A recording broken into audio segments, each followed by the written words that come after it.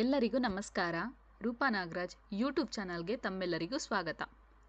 ಹೃದಯ ಸಾಮ್ರಾಟ್ ಎಪಿಸೋಡ್ 4.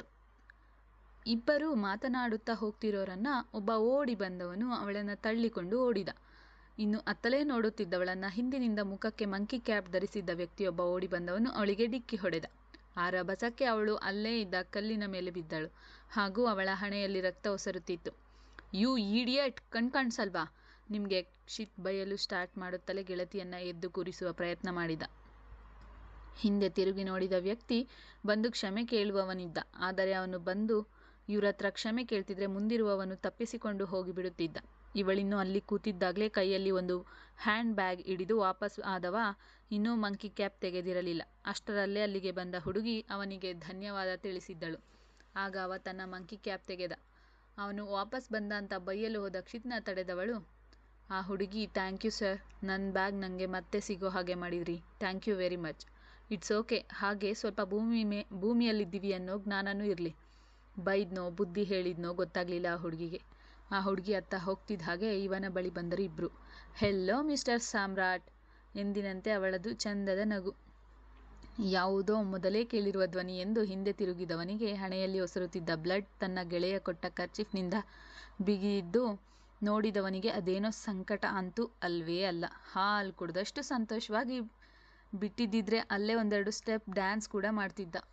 ಸುಮ್ಮನೆ ಹಾಯ್ ಹೇಳಿದ. ನಗು ಬಂದರೂ ತಡೆದವನು, ಅದೇನು ಗಾಯ? ಆ ಕನಿಕರ ತೋರಿಸುವವನ ಹಾಗೆ ನುಡಿದ.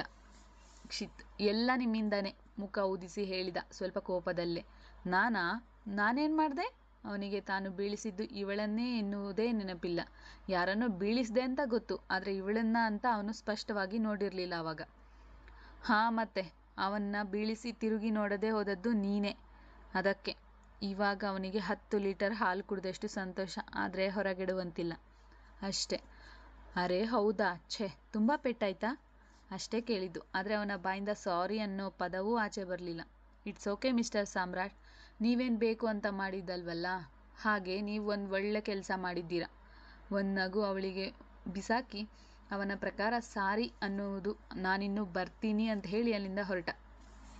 ಕ್ಷಿತ್, ಯಾರ್ದಯ ಇವನು? ನಗುದಕ್ಕೂ ಯೋಚನೆ ಮಾಡ್ತಾನೆ. ಅವನು ಹೋದತ್ತಲೇ ನೋಡ್ತಾ ಕೇಳಿದ ಕ್ಷಿತಿಜ್.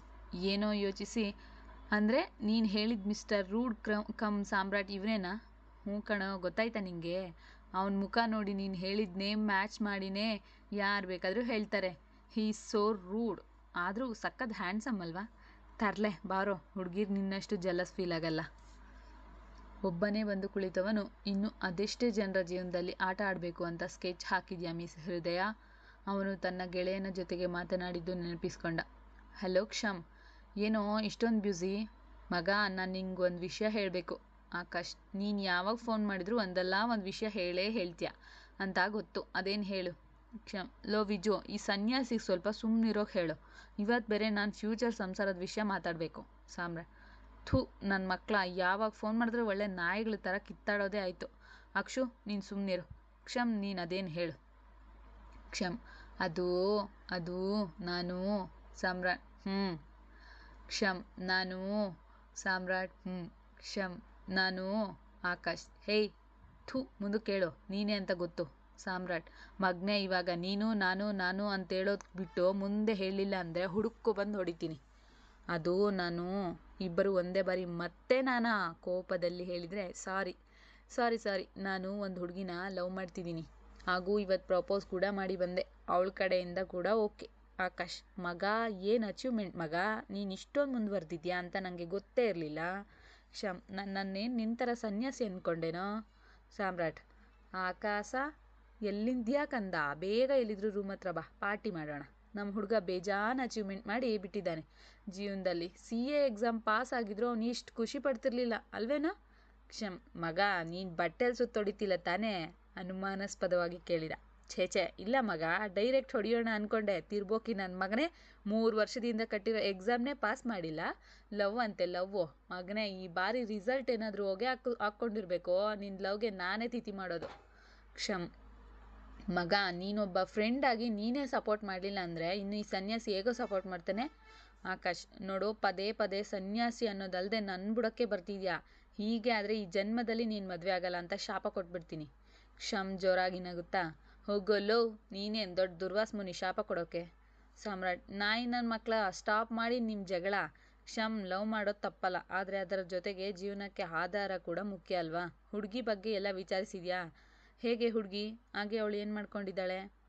ಹುಡುಗಿ ಅಪರಂಜಿ ಕಣೋ, ನೇಮ್ ಹೃದಯ, XXX ಕಂಪನಿಯಲ್ಲಿ ವರ್ಕ್ ಮಾಡ್ತಿದ್ದಾಳೆ. ಹೋ ರಿಯಲಿ? ನೈಸ್ ನೇಮ್ ಮಗ. ಮೊದಲು ಎಕ್ಸಾಮ್ ಕಡೆ ಗಮನ ಕೊಡು.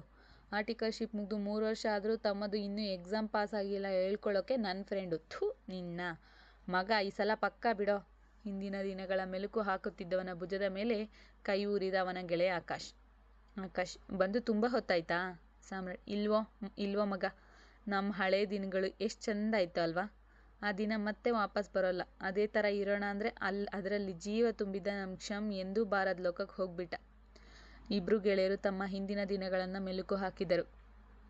ಒಂದು ಆಫೀಸ್ನಲ್ಲಿ ಇಬ್ಬರಿಗೂ ಕೆಲಸ ಹೆಚ್ಚಿತ್ತು. ಸಾಮ್ರಾಟ್, ಮಿಸ್ ಹೃದಯ. ಎಸ್ ಮಿಸ್ಟರ್ ಸಾಮ್ರಾಟ್, ನನಗೆ ನಾಳೆ ವೆರಿ ಇಂಪಾರ್ಟೆಂಟ್ ವರ್ಕ್ ಇದೆ. ಸೊ ಇವತ್ತು ಎಷ್ಟೊತ್ತಾದರೂ ಸರಿ ಎಲ್ಲ ಪೇಮೆಂಟ್ ಆ್ಯಂಡ್ ಫೈಲಿಂಗ್ ವರ್ಕ್ ಮುಗಿಸ್ಬೇಕು. ಹೌದಾ, ಅಷ್ಟೊಂದು ಇಂಪಾರ್ಟೆಂಟ್ ವರ್ಕಾ? ಹಾಂ ಹೌದು, ಆ್ಯಕ್ಚುಲಿ ಇವತ್ತೇ ಹೋಗಬೇಕಿತ್ತು, ಆದರೆ ಮೊನ್ನೆ ಬೇರೆ ಲೀವ್ ಹಾಕಿದ್ದೆ ಅಂತ ಹೋಗೋಕ್ಕಾಗಲಿಲ್ಲ. ಸೊ ಇವತ್ತು ಸ್ವಲ್ಪ ಲೇಟ್ ಆದರೂ ವರ್ಕ್ ಮಾಡಲೇಬೇಕು. Okay, no issue. ಎಂದಿನಂತೆ ಮತ್ತೆ ಮಾತಿಲ್ಲದೆ ಇಬ್ಬರೂ ತಮ್ಮ ತಮ್ಮ ಕೆಲಸದಲ್ಲಿ ತೊಡಗಿದ್ದಾಗಲೇ ಮೊನ್ನೆ ಬಂದ ಹುಡುಗಿ ಅಲ್ಲಿ ಹಾಜರಾಗಿದ್ದಳು. Thank you so much sir. ನಾನು ಈ ಸಮಸ್ಯೆ ಈ ರೀತಿ ಇಷ್ಟು ಬೇಗ ಬಗೆಯಿರುತ್ತೆ ಅಂತ ಗೊತ್ತೇ ಇರಲಿಲ್ಲ. ನನಗೋಸ್ಕರ ನೀವು ಅಷ್ಟೆಲ್ಲ ತೊಂದರೆ ತಗೊಂಡ್ರಿ. Thank you so much. ನಮ್ಮ ಅಮ್ಮನ ಆಪ್ರೇಷನ್ಗೆ ಯಾವುದೇ ತೊಂದರೆ ಇರಲ್ಲ. ಇನ್ನು ಅಟ್ಲೀಸ್ಟ್ ನಮ್ಮ ದುಡ್ಡಾದರೂ ನಮಗೆ ವಾಪಸ್ ಬಂತಲ್ಲ. ಹೃದಯಾಳಿಗೆ ಅವಳ ಮಾತಿನ ತಲೆ ಬುಡ ಅರ್ಥವಾಗಲಿಲ್ಲ. ಸಾಮ್ರಾಟ್, ಮಿಸ್, ಥ್ಯಾಂಕ್ಸ್ ಹೇಳಿದ್ದು ಮುಗೀತಲ್ಲ, ನೀವಿನ್ನು ಹೊರಡಿ, ನನಗೆ ತುಂಬ ಕೆಲಸ ಇದೆ. ಅದೇ ಗಂಟಾದ ಮುಖ. ಅವನ ಅಸಡ್ಡೆ ಮಾತು ಆ ಹುಡುಗಿಗೆ ಬೇಸರ ತರಿಸಿತು. ಹೆಲ್ಪ್ ಮಾಡಿದವನನ್ನು ಬೈದುಕೊಳ್ಳಲಾಗಲಿಲ್ಲ. ಇಬ್ಬರನ್ನೇ ನೋಡುತ್ತಾ ಕುಳಿತಿದ್ದಳು ಹೃದಯ. ಆ ಹುಡುಗಿ ಹೋದ ಸ್ವಲ್ಪ ಹೊತ್ತಲ್ಲೇ ಇಡೀ ಆಫೀಸ್ಗೆ ತಿಳಿದಿತ್ತು ವಿಷಯ. ಸಾಮ್ರಾಟ್ ಫ್ರೆಂಡ್ ಪೊಲೀಸ್ ಆಫೀಸರ್ ಎಂದು ಹಾಗೂ ಅವನಿಗೆ ಹೇಳಿ ಹೋದ ಅಮೌಂಟ್ ಮರುಕಳಿಸಿದ್ದಾನೆಂದು. ಎಲ್ಲರ ಬಾಯಲ್ಲೂ ಸಾಮ್ರಾಟ್ದೇ ಮಾತು. ಆಫೀಸ್ ಬಾಯ್ನಿಂದ ಹೃದಯನಿಗೂ ವಿಷಯ ತಿಳಿಯಿತು. ನೋಡೋಕೆ ಮಾತ್ರ ರೂಡ್, ಆದರೆ ಮನ್ಸು ಪೂರ್ತಿ ಸಾಫ್ಟ್. ತುಂಬ ಒಳ್ಳೆಯವನಿವ. ಅರ್ಥ ಮಾಡ್ಕೊಳ್ಳೋದು ಸ್ವಲ್ಪ ಕಷ್ಟ, ಆದರೆ ಎಲ್ಲರ ಕಷ್ಟಕ್ಕೂ ಸ್ಪಂದಿಸ್ತಾನೆ. ಮನಸ್ಸಲ್ಲೇ ನುಡಿದುಕೊಂಡು ಮುಗುಳ್ನಕ್ಕಳು. ಅವನು ತನ್ನ ಲ್ಯಾಪ್ಟಾಪ್ನಿಂದ ತಲೆ ಮೇಲೆತ್ತಿರಲಿಲ್ಲ. ಸಮಯ ಆಗಲೇ ರಾತ್ರಿ 9ರ ಸಮೀಪ. ಮಿಸ್ ಹೃದಯ, ಇದೊಂದು ಫೈಲಿಂಗ್ ಮುಗಿಸಿ ನೀವು ಮನೆಗೆ ಹೊರಡಿ, ನಾನು ಅರ್ಜೆಂಟ್ ಹೋಗಲೇಬೇಕು. ನನ್ನ ಫ್ರೆಂಡ್ ಆಗ್ಲಿಂದ ಫೋನ್ ಮಾಡ್ತಾನೇ ಇದ್ದಾನೆ. ಸಮಯ ನೋಡಿದಳು. ಅವಳು ಒಪ್ಪಿಕೊಂಡ ಕೆಲಸ ಆಗಲೇ ಮುಗಿತಿತ್ತು. ಆದರೂ ಅವನು ಅರ್ಜೆಂಟ್ ಅಂದಿದ್ದು ನೋಡಿ ಇವತ್ತು ಬೇರೆ ಫೈಲಿಂಗ್ ಲಾಸ್ಟ್ ಡೇಟ್ ಅಂದ್ಕೊಂಡು ಸರಿ ಆಯಿತು, ನೀನು ಹೊರಡು ಅಂತೇಳಿ ಮತ್ತೆ ಕೆಲಸದಲ್ಲಿ ತೊಡಗಿದಳು. ಹಾಗೂ ತನ್ನ ತಂದೆಗೆ ಇಂದು ಸ್ವಲ್ಪ ಲೇಟ್ ಆಗಿ ಬರುವೆನೆಂದು ತಿಳಿಸಿದ್ದಳು. ಆಗಲೇ ಸಾಮ್ರಾಟ್ ಹೋಗಿ 10 ನಿಮಿಷ ಕಳೆದಿತ್ತು. ವಾಶ್ರೂಮ್ಗೆ ಹೋದ ಹೃದಯ ಮತ್ತೆ ಬಾಗಿಲು ಓಪನ್ ಮಾಡಲು ಆಗಲೇ ಇಲ್ಲ. ಕಾರಣ, ಹೊರಗಡೆಯಿಂದ ಅದು ಲಾಕ್ ಆಗಿಬಿಟ್ಟಿತ್ತು. ಅರೆ, ಇದ್ಯಾಕೆ ಓಪನ್ ಆಗ್ತಾನೇ ಇಲ್ಲ? ಒಂದೇ ಸಮ ಬಾಗಿಲು ತೆಗೆಯಲು ಪ್ರಯತ್ನಿಸಿ ಸೋತವಳು ಜೋರಾಗಿ ಕೂಗಲು ಶುರು ಮಾಡಿದಳು. ಆದರೆ ಆಫೀಸ್ನಲ್ಲಿ ಎಲ್ಲರೂ ಆಗಲೇ ಹೋಗಿಯಾಗಿತ್ತು.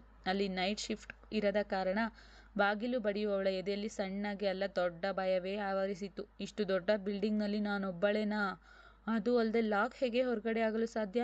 ನಾನು ಬಂದಾಗ ಕ್ಯಾಬಿನ್ನಲ್ಲಿ ಯಾರೂ ಇರಲಿಲ್ಲ. ಅವಳಿಗೆ ಹಿಂದಿನ ರಾತ್ರಿ ನೋಡಿದ ಸಸ್ಪೆನ್ಸ್ ಥ್ರಿಲ್ಲರ್ ಮೂವಿ ನೆನಪಾಗಿ ಒಮ್ಮೆಲೆ ಭಯವಾಗಿ ಹೃದಯಳ ಹೃದಯ ಜೋರಾಗಿ ಹೊಡೆದುಕೊಳ್ಳಲು ಶುರುವಾಗಿ ಬಿಟ್ಟಿತು. ಅಂದರೆ ಇಲ್ಲಿ ದೆವ್ವ ಏನಾದರೂ ಬಂದಿದೆಯಾ? ಕಣ್ಣಲ್ಲಿ ಒಂದೇ ಸಮ ಕಣ್ಣೀರು ಹರಿಯಲು ಪ್ರಾರಂಭಿಸಿತು. ಇವತ್ತು ನಾನು ಇಲ್ಲೇ ಸತ್ತೆ. ಪ್ಲೀಸ್ ಯಾರಾದರೂ ಕಾಪಾಡಿ. ಆದರೆ ನೋ ಯೂಸ್. ಯಾರು ತಾನೇ ಬರ್ತಾರೆ? ಫೋನ್ ಮಾಡೋಕ್ಕೆ ಫೋನ್ ಕೂಡ ಟೇಬಲ್ ಮೇಲೆ ಬಿಟ್ಟು ಹೋಗಿದ್ದಳವಳು. ಅದೂ ಅಲ್ಲದೆ ಇಂದು ಅವಳು ತನ್ನ ಗಾಡಿ ಮಧ್ಯ ರೋಡ್ನಲ್ಲೇ ಕೆಟ್ಟು ಹೋದದ್ದರಿಂದ ಆಫೀಸ್ಗೆ ಕ್ಯಾಬ್ನಲ್ಲಿ ಬಂದಿದ್ಲು. ಅವಳು ಅದನ್ನು ಕೂಡ ಮರ್ತುಬಿಟ್ಟಿದ್ಲು. ಆಚೆ ಬಂದ ಸಾಮ್ರಾಟ್ ಮುಖದಲ್ಲಿ ಗೆಲುವಿನ ನಗೆಯರಳಿತ್ತು. ಹೃದಯ, ಇವತ್ತಲ್ಲೇ ನರಳಿ ಸಾಯ್ಬೇಕು ನೀನು. ಜೋರಾಗಿ ಶಿಳ್ಳೆ ಹೊಡೆಯುತ್ತಾ ಬೈಕ್ ಓಡಿಸುತ್ತಿದ್ದವನ ಮನದಲ್ಲಿ ತುಂಬ ಸಂತೋಷ. ಒಂದು ಹೆಣ್ಣನ್ನು ತಾನು ಅಸಹಾಯಕ ಸ್ಥಿತಿಗೆ ತಳ್ಳಿದೆ ಅನ್ನೋ ಪಾಪ ಪ್ರಜ್ಞೆ ಕೂಡ ಅವನನ್ನು ಕಾಡಲಿಲ್ಲ.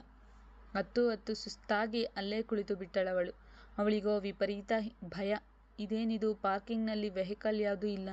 ಆದರೆ ಯಾಕೆ ಇನ್ನು ಹೃದಯ ಮೇಡಮ್ ಕ್ಯಾಬಿನ್ ಲೈಟ್ ಆನ್ ಆಗೇ ಇದೆಯಲ್ಲ? ಟೈಮ್ ನೋಡಿದ ವಾಚ್ಮ್ಯಾನ್. ಆಗಲೇ 11ರ ಸಮೀಪ.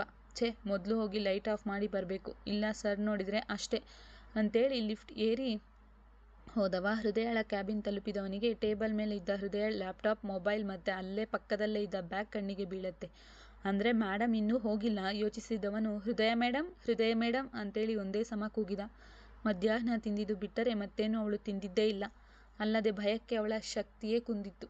ಉಸಿರು ಬಾಯಿಂದ ಆಚೆ ಬರಲೇ ಇಲ್ಲ. ಅರೆ ಬರೆ ಪ್ರಜ್ಞೆಯಲ್ಲಿದ್ದವಳು ಅವನ ಧ್ವನಿಗೆ ಎಚ್ಚೆತ್ತರೂ ಇನ್ನೇನು ಅವ ಯಾರೂ ಇಲ್ಲ ಅಂತ ಅಲ್ಲಿಂದ ಹೋಗಬೇಕು. ಅಷ್ಟರಲ್ಲೇ ಕಷ್ಟಪಟ್ಟು ತನ್ನ ಶಕ್ತಿಯೆಲ್ಲ ಒಗ್ಗೂಡಿಸಿ ಬಾಗಿಲು ಬಡಿದಿದ್ದಳು.